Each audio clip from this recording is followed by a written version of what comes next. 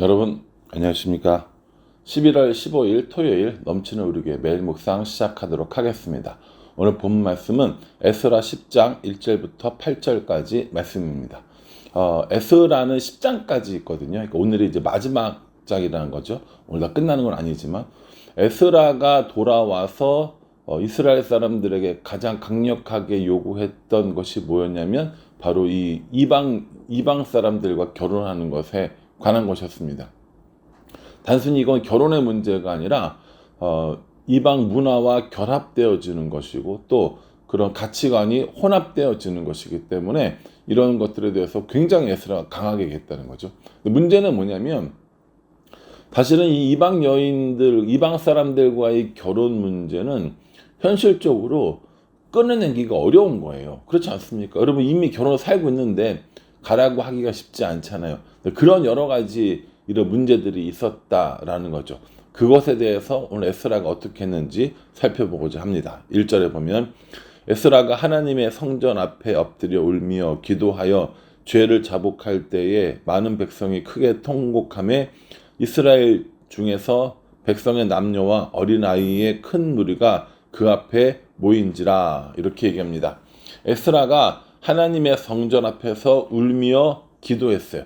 울며 기도하고 자복하고 통곡하고 이런 일들을 한 겁니다. 하나님 앞에 이 이방 사람들과 결혼한 그 죄에 대해서, 그래서 우상을 섬기고 가치관이 이렇게 혼탁해진 이런 문제에 대해서 에스라가 막 기도하고 있는 거예요. 여러분 이제 에스라가 그랬어요? 아니라니까요. 에스라는 안 그랬어요. 그런데 에스라가 민족의 죄가 나의 죄인 줄 알고 자신이 엎드려서 기도하고 있는 겁니다. 그거를 백성들이 보고 와서 엎드려서 같이 기도하면서 통곡하고 그렇게 있는 거예요. 그렇게 있는데 그 와중에 어떤 사람이 있었냐면 스가냐라는 사람이 있었습니다. 그 스가냐라는 사람이 이 에스라가 이렇게 기도하고 어떻게 할까 이렇게 하고 있을 때 동역자로 나타나는 것을 볼 수 있습니다. 3절에 보면요. 곧 내 주의 교훈을 따르며 우리 하나님의 명령을 떨며 준행하는 자의 가르침을 따라 이 모든 아내와 그의 소생들을 다 내보내기로 우리 하나님과 언약을 세우고 율법대로 행할 것이라 라고 이렇게 얘기합니다. 이 스가냐라는 사람이 에스라의 이야기에 동의한 거죠. 사실은 에스라의 이야기에 동의했다라기보다는 하나님의 뜻이 무엇인지 깨닫게 되고 그로 말미암아 결단한 거죠. 여기 보면 주의 교훈을 따르고 하나님의 명령을 떨며 주행하는 자의 가르침을 따라 이렇게 얘기합니다. 이게 누굽니까? 이게 에스라를 말하는 거거든요.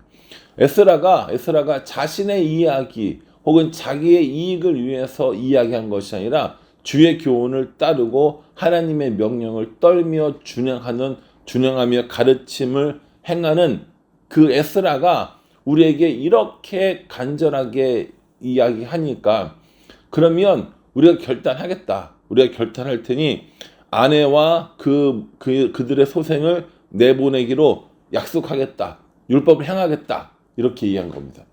여러분 이게 쉬운 일이에요? 여러분 아무리 그렇다 손 치더라도 이 신앙의 결단 때문에 같이 잘 살고 있는 아내를 버리고 자식을 버리고 그렇게 살기가 쉬운 일이냔 말입니다.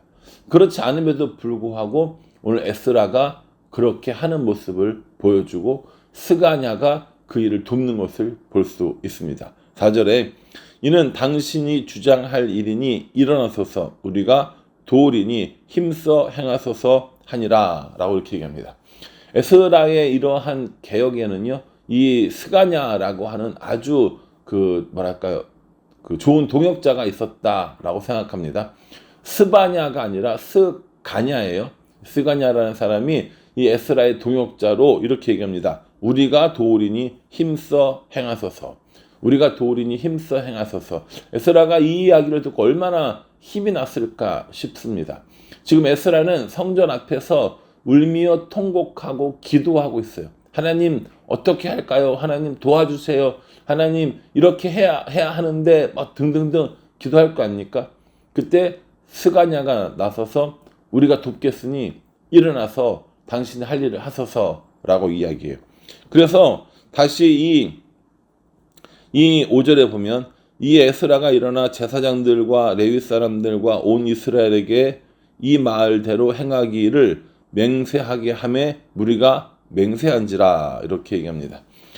그래 정말이야? 그럼 그렇게 할 거야? 라고 이야기하고 이스라엘 사람들, 레위 사람들, 제사장 사람들에게 너 정말 이렇게 할 거냐? 라고 다시 한번 다짐을 받고 그들이 맹세하겠다고 하고 그리고 나서 어떻게 합니까? 다시 이제 성전 앞에서 일어나서 어느 방에 들어가서 기도합니다. 금식도 합니다.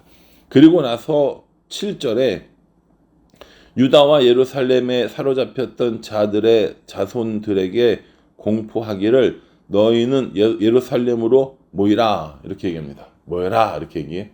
저는 이 에스라의 마음이 좀 한편으로는 이해가 됩니다. 기도하고 또 동역자들의 이야기를 듣고 또다시 이야기하고 또다시 기도하고 참 이러한 일들을 하는 것, 특별히 이렇게 아내와 자식들을 다 버려라, 이방인 아내를 버리고 이방인 자식들 다 버려라 라고 하는 이 일이 정말 힘든 거 아닙니까? 그러니까요, 이렇게 어렵고 힘든 일을 결정할 때 에스라가 아무런 고민도 없었을까요? 아무런 현실적인 어떤 이런 고민들이 없었겠습니까? 저는 충분히 있었다고 생각이 들거든요. 좋은 결정이에요. 바른 결정인 줄 알아요. 그렇게 해야 되는 걸 모르지 않습니다. 그러나 마음속에 여러 가지 생각하고 고려해야 될 것들이 많기 때문에 언제나 이런 그 고민과 갈등을 가지고 있게 된다라는 거죠. 에스라는 이 일을 기도로 풀었습니다. 동역자들과 함께 함으로 풀어내는 것을 볼 수 있습니다. 우리가 지금 몇 절로 읽었지만 에스라가 이 일을 위해서 얼마나 많이 기도했겠어요. 에스라가 이 일을 위해서 얼마나 많이 고민했겠습니까? 그 동역자들과 함께 이 일에 대해서 얼마나 많은 논의들을 했겠습니까? 저는 에스라의 이런 모습이 저에게도 필요하다라는 생각을 했습니다.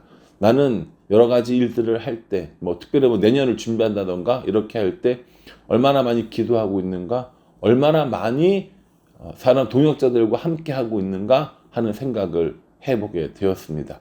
어떤 일을 할 때 꼭 필요한 두 가지가 있다면 하나는 기도고 하나는 동역자라는 생각을 하게 되었습니다. 그리고 잊지 말아야겠다라는 생각도 합니다. 여러분, 정말 이 이방인 배우자와 자녀들을 이렇게 떠나보내게 하는 건 정말 어려운 일일 거란 말이죠. 이 어려운 일 앞에 사람들의 반발도 굉장히 심할 수 있습니다. 무슨 말도 안 되는 소리냐고 하면서 이렇게 반대에 부딪힐 수도 있습니다. 그럼에도 불구하고 에스라는 기도하고 동역자들과 함께, 또 기도하고 동역자들과 함께 그렇게 해서 결단하는 모습을 보여주고 있습니다. 옳은 일을 하는 건 항상 쉬운 일이 아닙니다. 나쁜 일을 하는 건 어찌 보면 쉬울 수도 있지만 바른 일, 옳은 일, 말씀에 합당한 일, 이런 것들 하는 것들은 쉬운 게 아닙니다. 우리가 그런 일을 할 때 정말 필요한 것들이 기도이고요. 또 그런 일을 할 때 필요한 것들이 동역자가 아닌가라는 생각을 해봅니다. 앞으로 우리도 어떤 일들을 해나갈 때 기도하고 동역하는 그런 일들이 있었으면 좋겠습니다. 저는 여러분들의 동역자가 되고 여러분들은 저의 동역자가 되어서 하나님 나라를 아름답게 만들어가는, 하나님의 교회를 아름답게 만들어가는, 그래서 서로 신앙으로 세워지고 신앙으로 위로하고 격려하는 그런 아름다운 공동체가 되어질 수 있기를 주님의 이름으로 축복합니다. 기도하겠습니다. 하나님, 오늘 에스라의 모습을 봅니다. 울며 통곡하고 기도하고 또 금식하고 아버지 앞에 결단하려고 하는 이 어찌 보면 참 처절한 몸부림을 보게 됩니다. 얼마나 간절하게 기도했을까라는 생각도 해봅니다. 동역자로 세워준 사람들이 그에게 일어나라 하고 돕겠다 하고 힘써 행하라 라고 이야기해 줍니다. 우리들 삶 가운데도 결단하기 어려운 여러 가지 일들 가운데 기도로 결단하게 하시고 좋은 동역자들과 함께 살아갈 수 있도록 은혜 베풀어 주시옵소서. 예수님의 이름으로 기도합니다. 아멘.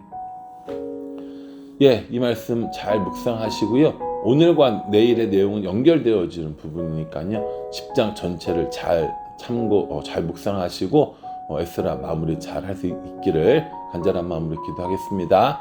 감사합니다.